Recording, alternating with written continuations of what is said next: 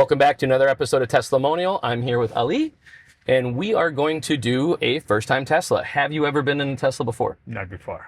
Well, let's see how this goes. Let's see how it goes. Press start self-driving. All right, so here goes Tesla. Press it. Now you don't have to touch gas, brake, nothing. The car is going to take us away. At any point, like I said, I showed you already how to take over if you are uncomfortable. Got it. We'll see if it can actually, I parked this in a really tricky spot here. Let's see if it can get us out of this parking lot. I'm guessing, oh, there you go. It's going to back up again and get us out of here. I picked a interesting parking lot space to put us in, so Smart. I didn't know if the car, sometimes it'll drive to the end of the parking lot and then try to turn around. Let's see if it catches the stop sign. Oh, it's, you see the stop signs on the camera? It detects it. Got it. First impression, is it really weird with the car driving? Will it also catch do not enter? Sometimes. So Okay. I shouldn't say sometimes. If there is a sign, I believe yes. But there are other times where there's like a hoop driveway and like an in here and an out there and it's not really marked. It will go in the out. So I've had that happen before. As we're coming up to a stoplight, you'll see the stoplights are popping up here. Yep. Sometimes the stoplights have different configurations. Like they are kind of not that standardized sometimes. So, but this can formulate, right? Understand the switching over. It's physically watching the colors. So it is telling if it's, red, is it yellow, is it green? It is watching. That's why this will actually change from red, yellow to green. It'll detect it. If you get a green light and people are walking or pedestrians or cyclists, it will adapt and avoid. So yellow arrow, green arrow, red arrow. It detects all of it. It detects it, right? So if you're taking a turn and it's a red light, but you get a green arrow, it knows to go. Or if you're in the straight and there's a green arrow but red for you, it knows. What is its panoramic view size? Like 120 feet around the car, 50 feet around the car, diameter? I'm actually not sure. I think it's much more than that. But it's good to know because you want to know how far it acknowledges the surroundings. So you can already see what the camera shows, and the vision system detects much farther away than this. Okay.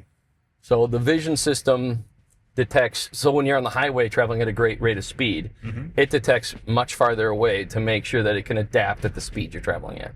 Okay. So is it always operated with the construction zones? Because construction zones are changing, rules are changing, safety concerns are changing. So does it respond to that?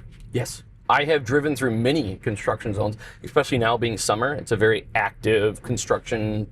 So it's slowing down because it detected the speed limit change. So that's the adjustment it makes. So right now, I just want to, I'll get back to your question, but it's going a little faster than you'd like. Yeah. So take this ball and scroll it down one notch. There you go, chill, and just leave it there. And now it's going to slow down to a more appropriate speed. Got it. Sometimes because it like tries to move with traffic and things, the car might speed more than you want it to, and that's when you can adjust those speed profiles. So in the school zone, it has a 15 limit, but it is based on the children around. Right. So does it respond to just the limit or the children and limit around? I've had it, I don't know how it interprets those, but I've had it go 30 with nobody around through a speed limit zone, through a 25 but a 15 school zone, and I've had it slow down with nobody around. So I don't necessarily understand how that decision's being made, but I do know that, if I'm in a school zone, if there's traffic, obviously it slows down with traffic. But if you're alone and there's kids in a school zone, that might be a scenario where either A, you have to turn it down, or you might have to take over if the car doesn't slow down appropriately. So that means it's still car being Tesla and perfect or close to perfect, still is good to be attentive. Right. That's why currently this is still classified as supervised full self-driving. Okay. So there are vehicles called robo-taxis that Tesla is using in a few different cities, and they're completely autonomous. People get in the back seat, and it's self-driving taxis. Like these are available in China, These they're available in the USA. Oh, they are also? Yeah. Okay. Yeah, in certain cities, and like right now it's in Austin, Texas. Traffic stop, car stop. You can even see the brake lights went off, but when they press the brakes, it turns on. What if the driver before or behind or left and right is acting silly?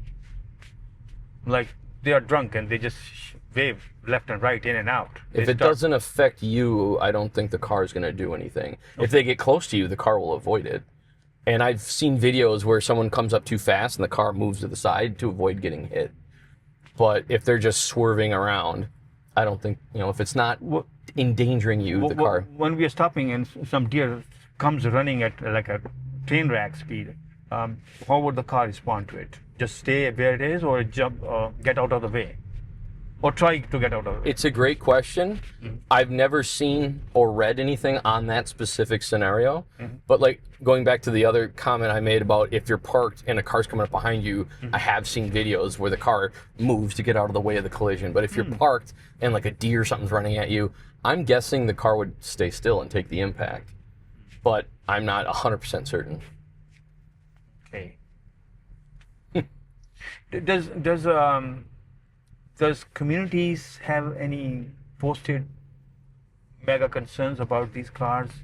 I know there was a reported casualty sometime before in China, in USA. Well, somebody got hurt. People die in all vehicles are a high casualty mode of transportation, and people have died in Teslas. People have died in self-driving Teslas.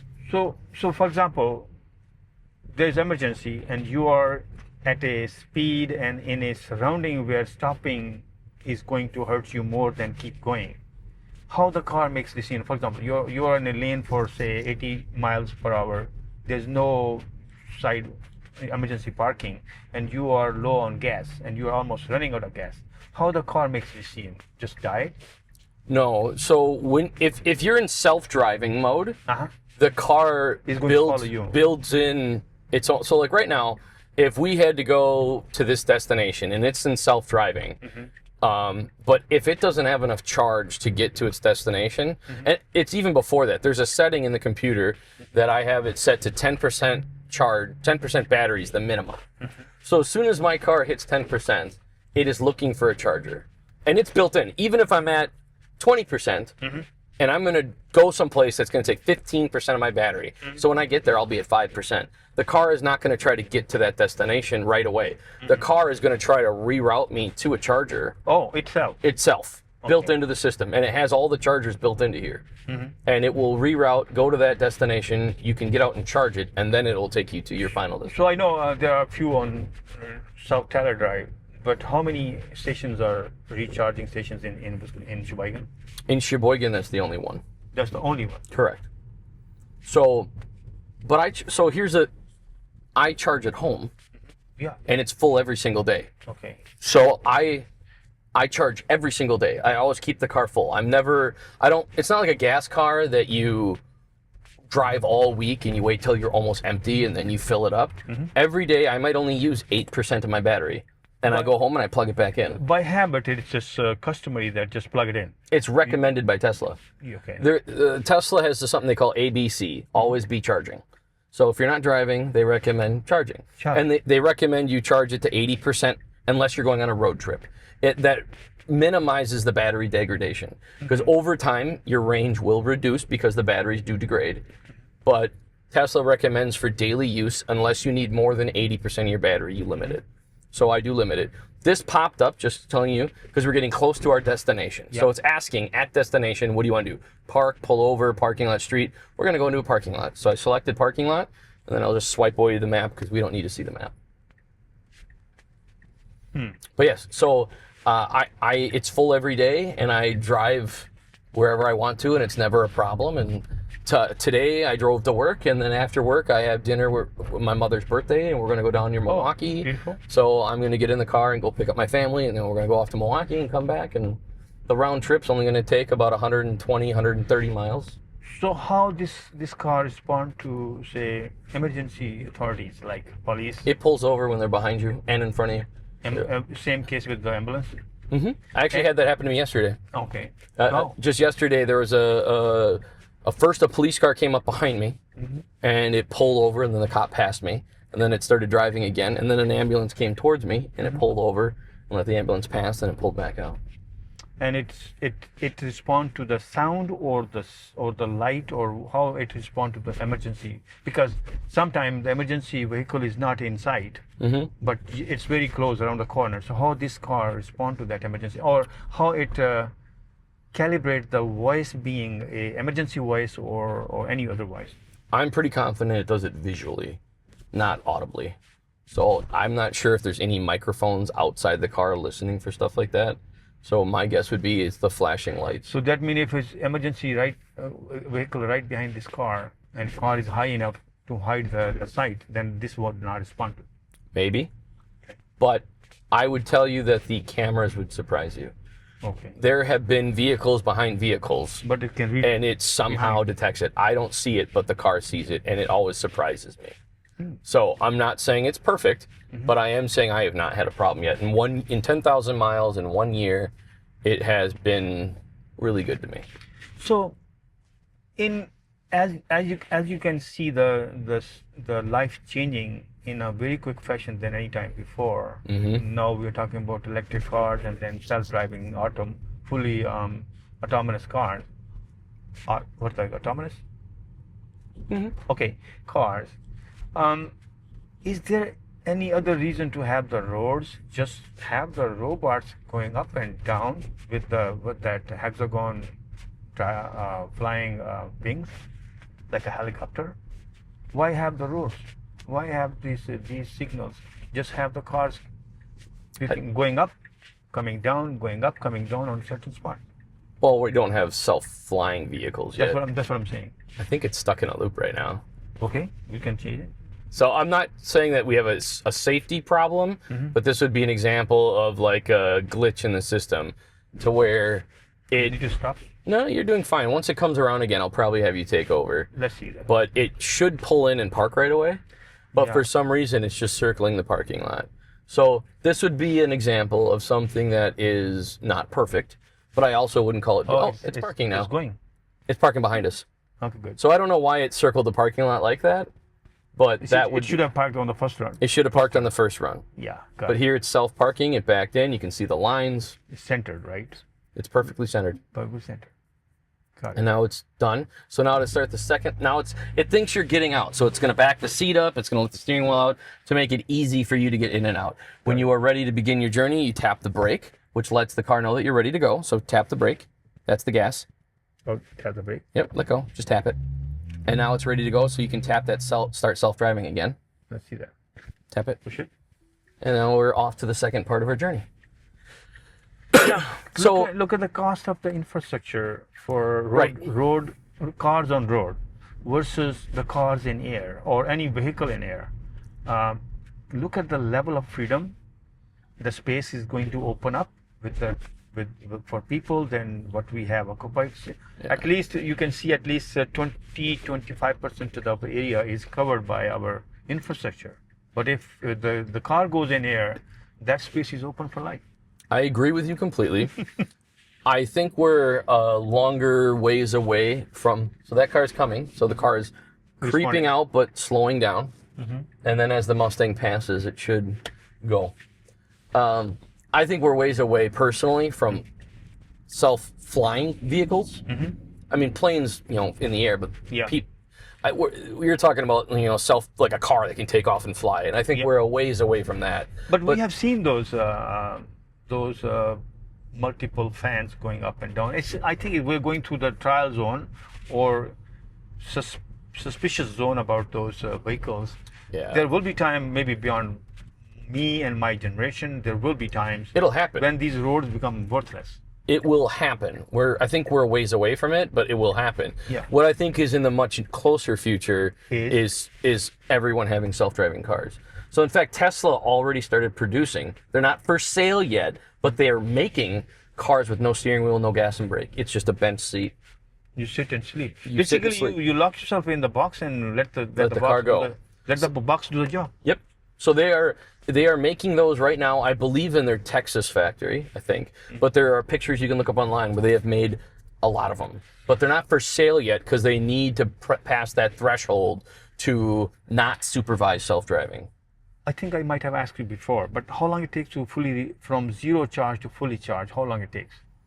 So that depends on the type of charger you're at. Say we are the perfect charger. So first I'll say at my house. Yeah. If I go on a long road trip and I get home at 2% battery and I want to go up to 80, we'll start at 80. At home that could maybe take 6 hours, 8 hours. If I want to go all the way to 100, maybe that'll take 12 hours at my house. So if I park it at 8 p.m., maybe by 8 a.m. the next day, these are estimates. I've gotten home a lot at 20%, and by 6 a.m. it's already at 80. So from 20 to 80, it's not a problem.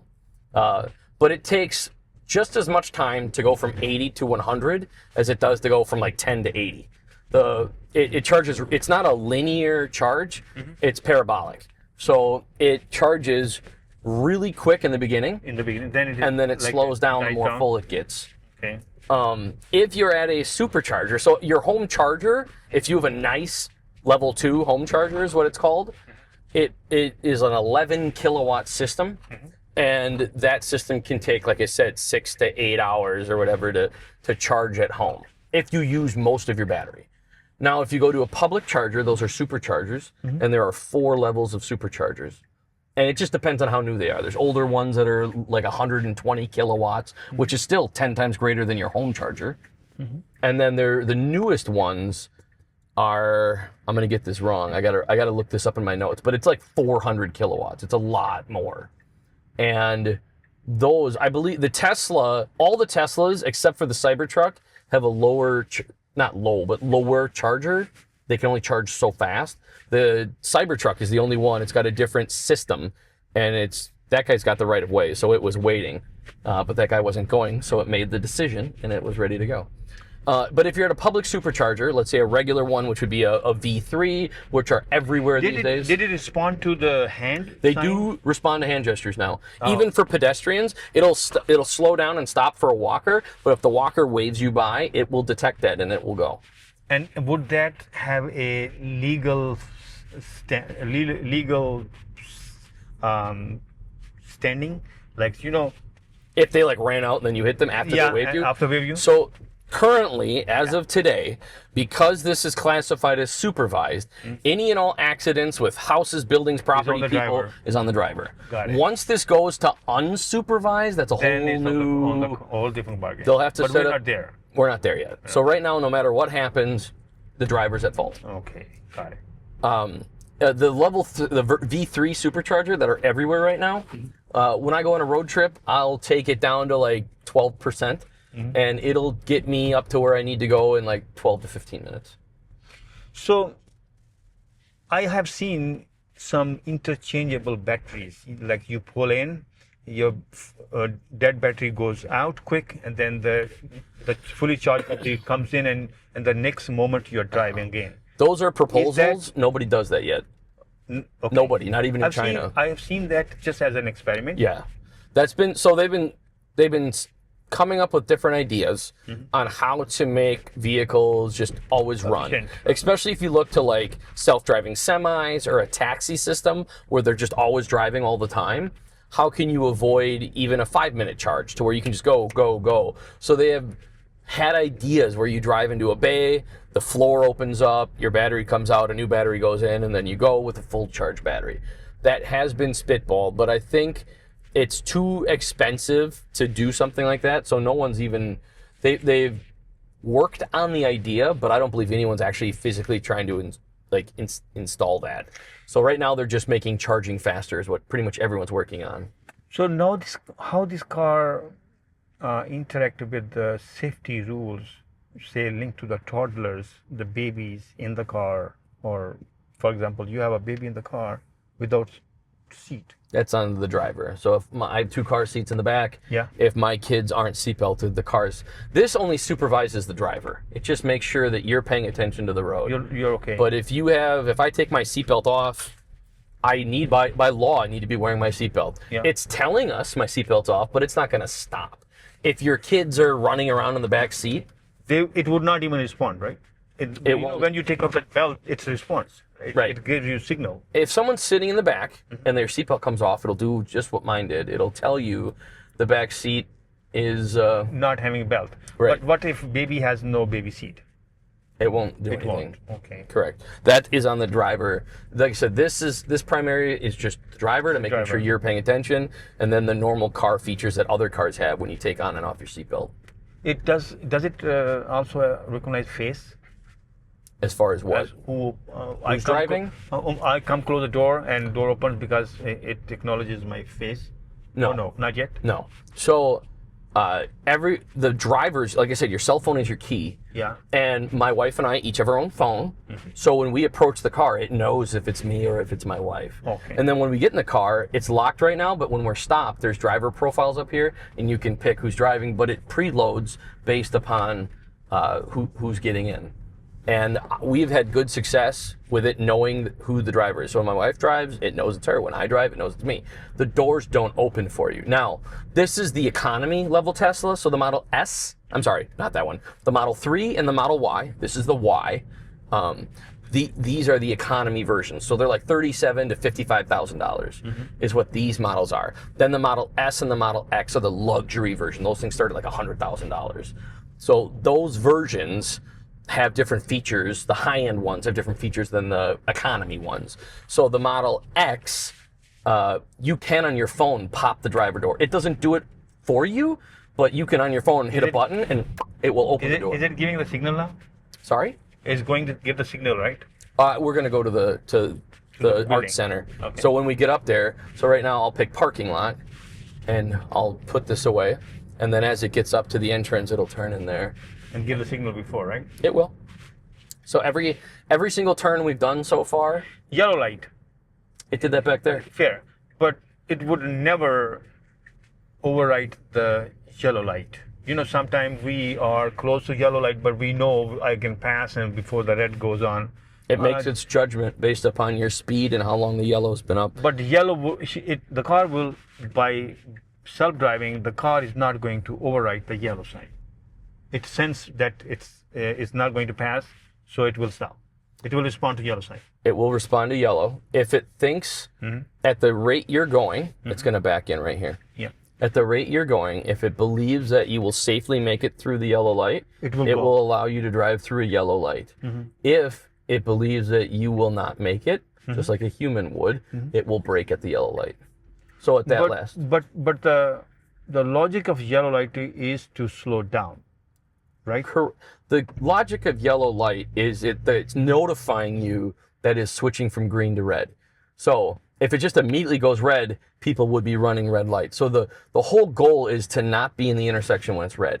By law, it's fine to drive through yellow as long as you're through the intersection by yellow. I stand clear that yellow light means slow down and react to the light. But if yellow lets you pass, then it's okay to pass. You just don't want to be in the intersection when it's red. When it's red. Okay. When it's red. That's a lot. So yellow is just letting you know it's changing. Beautiful. Beautiful. What are your impressions of the car? What did you feel? Good. I mean, I am already physically, mentally ready as what the car offers because I've read about these cars, that's what they do on the road. So I'm not shocked because technology is known to everybody, is pretty much known now. But the features that in certain times we acknowledge that they are still not there can land into questionable gray areas as far as safety is concerned. Like the response to the sharp vehicle, emergency vehicles around the sharp corners can be one of them. Could be. It doesn't respond to sound, and the sound is the only way to acknowledge a car around the sharp corner. Potentially. Another one, right? And babies without car, babies without seat, the car doesn't respond, which is very aggressive violation, or you'll get ticket for that. Then the car itself is amazing. I question the price because I think now China is beating us hands down as per the price. Not even close. Not even close? No. Really? How much is the Teslas are sold in China too, and Teslas do amazing.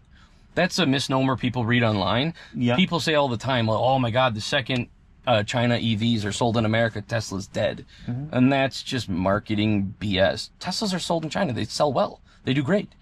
So, but we do know that by improvising the lean manufacturing, by improvising the assemblies, by improvising the infrastructure, right?